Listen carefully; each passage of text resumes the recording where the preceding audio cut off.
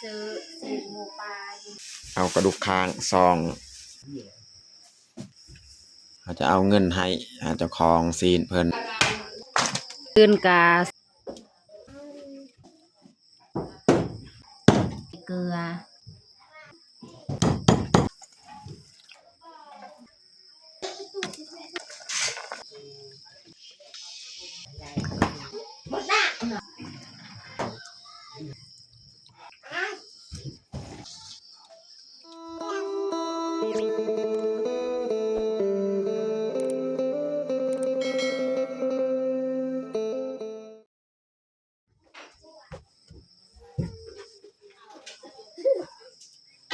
สบายดีเบิร์ดสุขุสุขคนยินดีตอนรับเข้าสู่ซองน้องมุกดา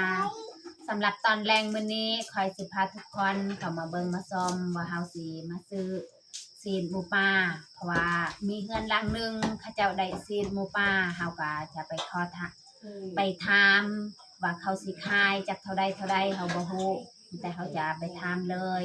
โอเคมีแต่ทุกคนติดตามเบิ่งติดตามชมกับพวกเฮาได้ยาวๆตอนนี้เฮาก็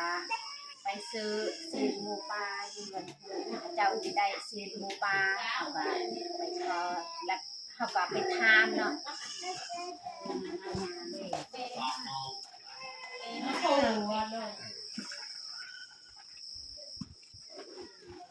เราขึ้นไปเบิ่งอยู่ข้างในเฮือนส่วนวิลุ่มนี่เขาจะเอาคั่วเครื่องในของมัน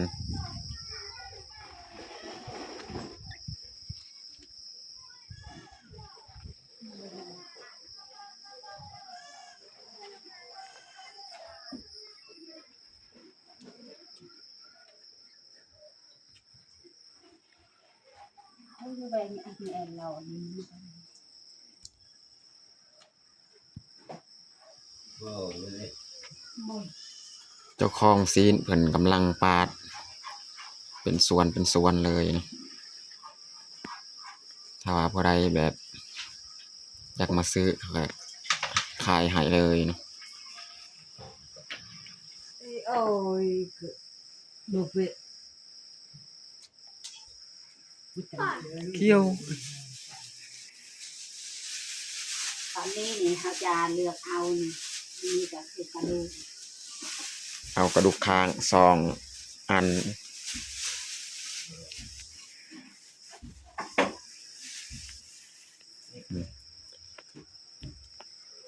จะมีอะไรมึงโอ้ยใช่ไก่เหี้ยนั่นเลยได้แล้วโลนึง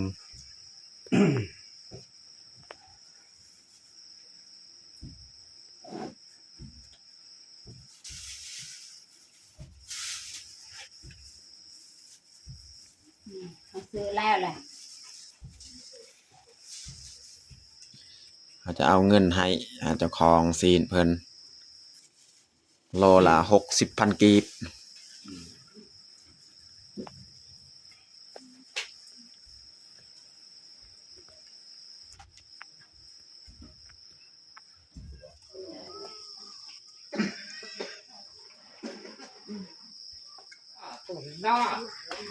หลังจากเขาไปซื้อซีนแล้วเบายึงก็จะพาพื้นเพื่อจะมาแต่งกิน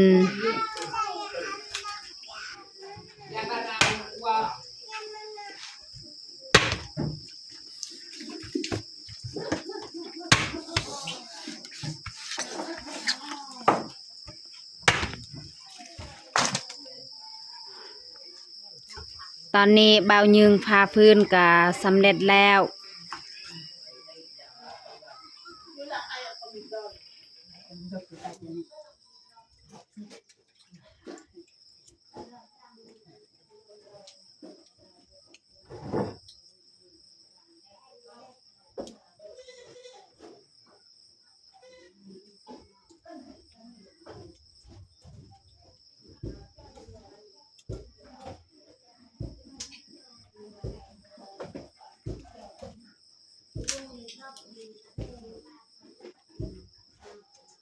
cô là hay tao mặc cái đấy lời ta lại tao hay đôi rồi cứ tí mà ơi cứ biết tay cứ cọt không khi mà học được làm thì đem chết chết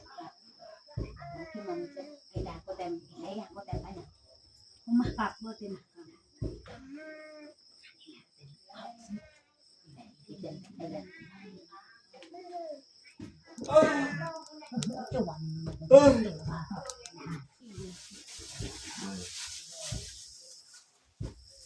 ตอนนี้เราจะมาซอยซีนครึ่งนึงนี่เราจะมาย่างไว้เพราะว่าประหยัดการกินประหยัดอาหารการกิน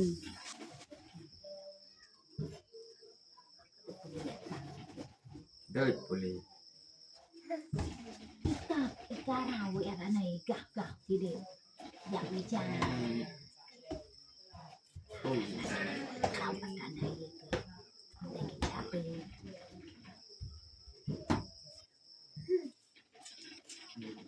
จ้า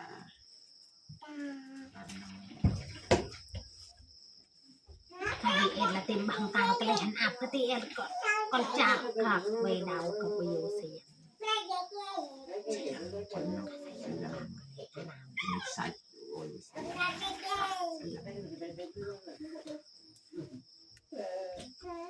màu màu xỉn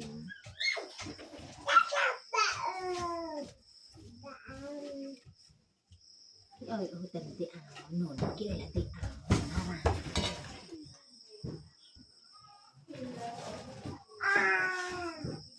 เขาจะมาซอยเลย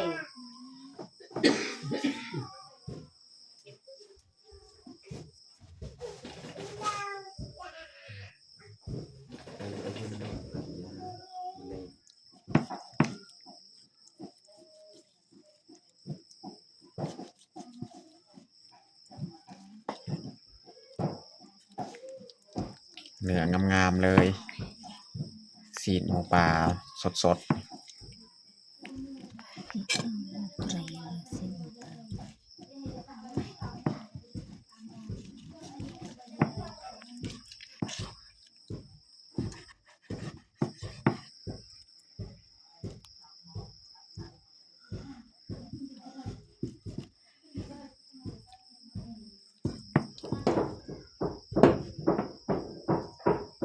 จะตัดเลยกระดูกคาง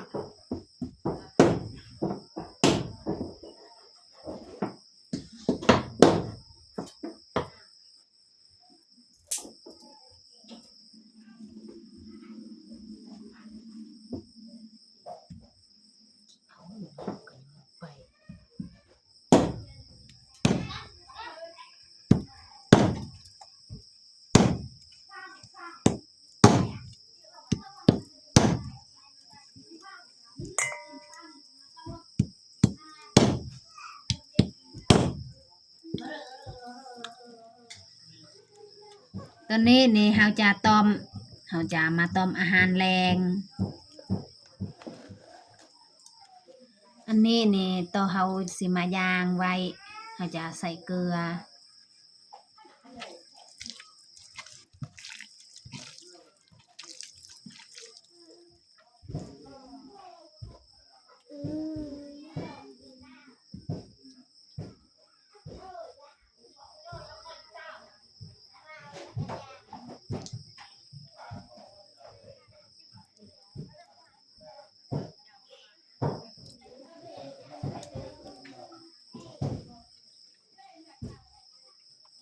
จะห้อยไว้อยู่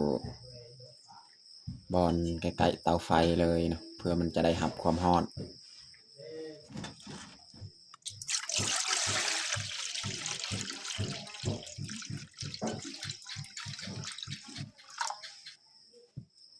เราจะมาข้างหม้อน้ำ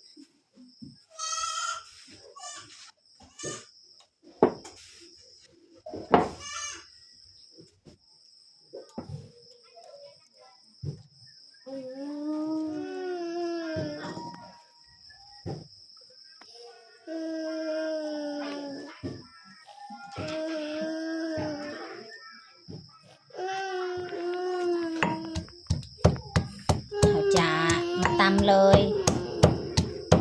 เราจะมาซอยหอมแดง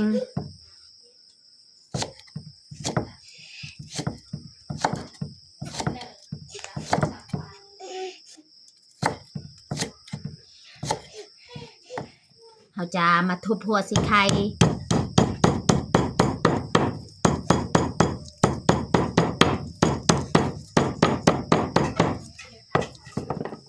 โอเคน้ำกับพอดแล้วนี่แต่เขาจะมาใส่เครื่องปรุงเขาจะมาใส่หมักเผ็ดหมักพริกกระเทียม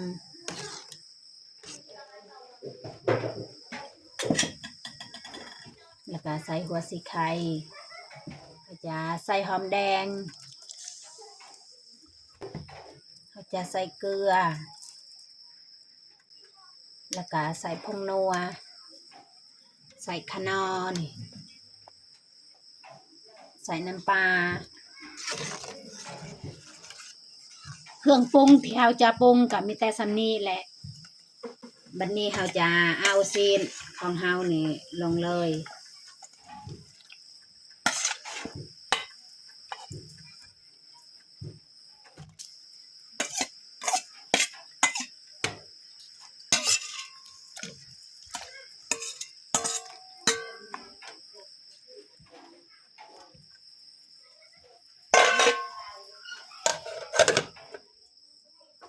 เราจะมาบิยอดมะอึ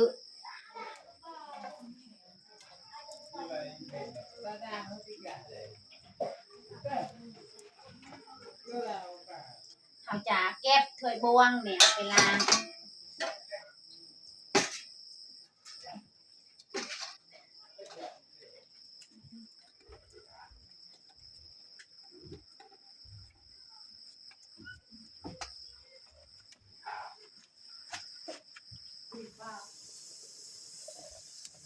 โอ้กำลังฟดแห้งพี่น้อง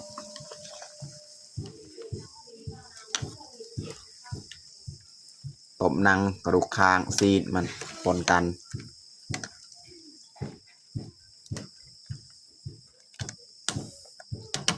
ต้มอีกยัง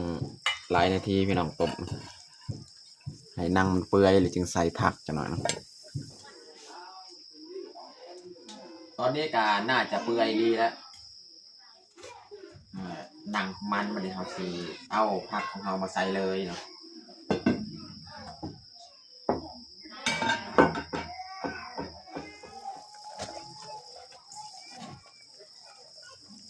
ใส่ยอดมะอึ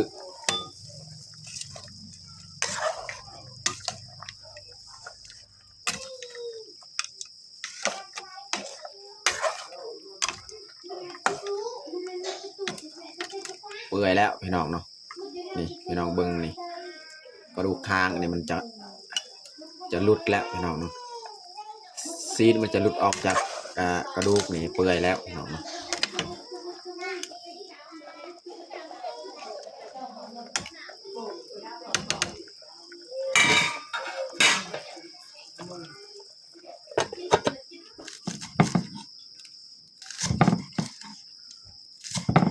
ซอยหอมบัวใส่ผักอีตูอีกนะ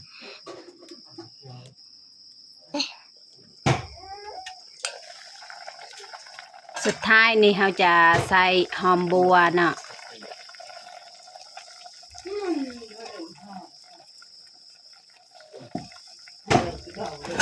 หอมบัวกับผักอีตูเราลืมบอกแล้ววังกี้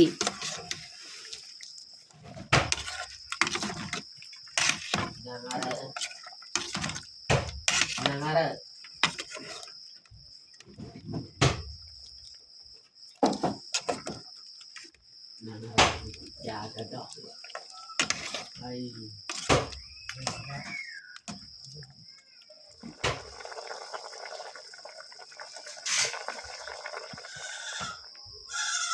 ตอนนี้กะแกงซีนหมูปลาของเฮากะสุกเรียบร้อยมีแต่เฮาจะปรุงแล้วก็มาตักไว้ใส่ถ้วยเลย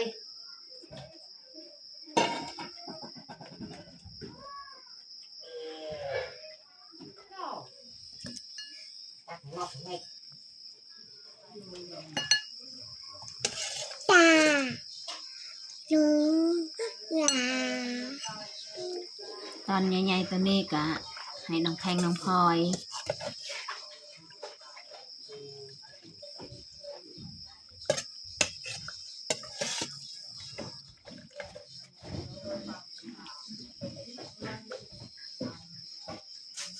เขาจะเทน้ำนี่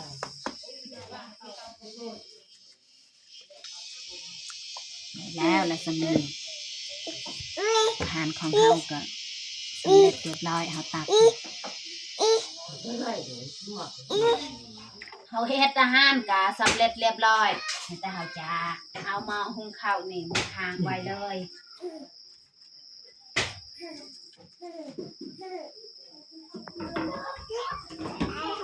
ตอนนี้เขาจะมาตักน้ำ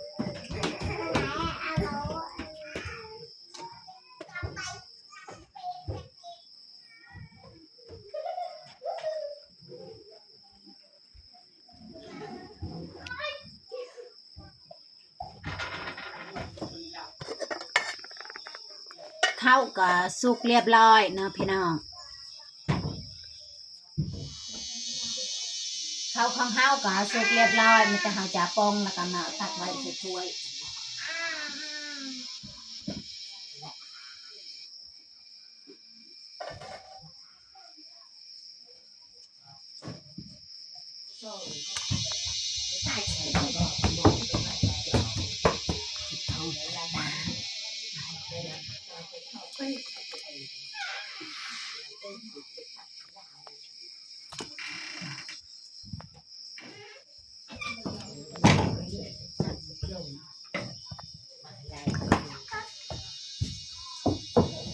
ตอนนี้เฮาจัดผักข้าวก็เรียบร้อย แกงซีนหมูปลาใส่ยอนมะอึจะมีข้าวเจ้าที่เฮาหุงอาหารของเฮากะเบิดสำนี้แหละ ตอนนี้เฮาแต่งผักข้าวกะเรียบร้อยมีแต่เฮาจะเอิ้นทุกคนมากินข้าวเอามาเด้อมากินข้าวแรงน้ำกันเอาน้องพลอยเอิ้นลุงป้ามากินข้าว เอามาเด้อมากินข้าวแรงน้ำกัน ถามว่าทุกคนมากินข้าวแรงน้ำกันมื้อนี้อาหารดีพี่น้อง บ่จ้าบ่บ่บ่รักจักบ่จ้า ใช่พี่น้องห่างไปเลยไม่งอกงอกบุกปับมาครับ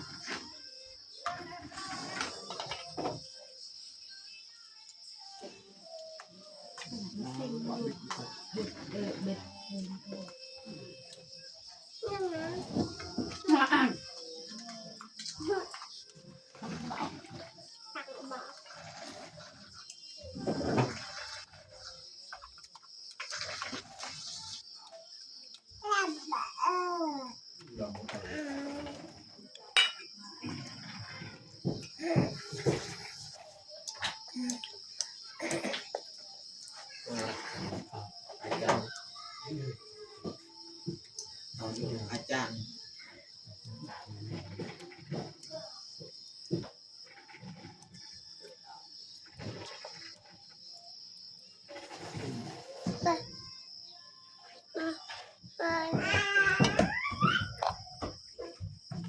เบิดลงเบิดลงแล้วก็มีแตงกัดพี่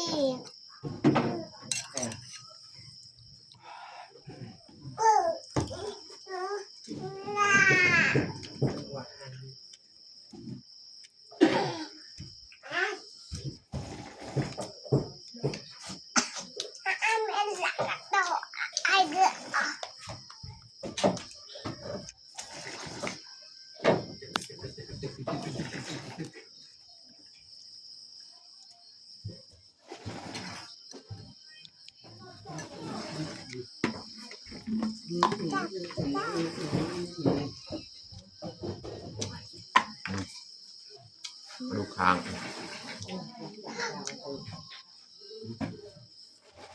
ไม่จ่ายเอาตัวใหญ่